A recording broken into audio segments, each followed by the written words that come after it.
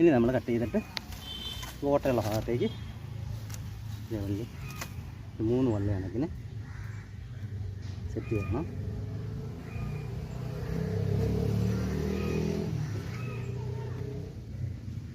തക്കാളി ചുവപ്പുള്ള നിൻകവിളോരത്ത് നാണത്തിൽ നുണക്കുഴിയോ കണ്ണൊന്നടച്ചാലോ കാണാൻ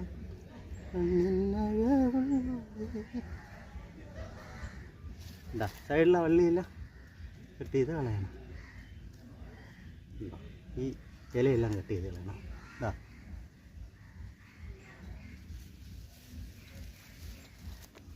ഒരു പരീക്ഷണമാണേ. കപ്പത്തല വള്ളി എപ്പോഴും ഒരു 4-5 അടി കഴിഞ്ഞാൽ 1 മീറ്റർ കഴിഞ്ഞാൽ കപ്പത്തലയുടെ വള്ളി ഇങ്ങനെ പൊക്കി വയ്ക്കണം. അല്ലെങ്കിലുണ്ടല്ലോ